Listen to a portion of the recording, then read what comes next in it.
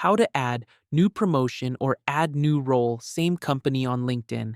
Once you're in your LinkedIn feed, go to your profile by clicking here and then clicking View Profile and scroll down to Experience.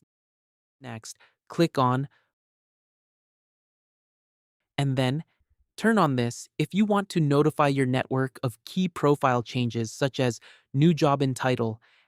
Add first position to the company and then come down to the company or organization. So, if your company is listed on LinkedIn, then you can just go and search for the name of that company. Now, if you can't see the company in the list, then don't select anything from the drop-down arrow. Just go and type it. And because this was one of our older roles and we're not currently working, now just go and add your start date and also your end date as well. You can also fill in the empty fields, but this is optional. Then go and press save. Now that we've added that first position, we will now add the second position. Click on plus icon and then add position in title. Add second position to the company and then come down to the company or organization. And we will add the exact same name.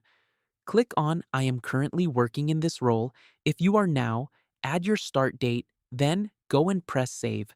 Now that we've added that second position, and now we have finished with that and they will appear directly in your profile.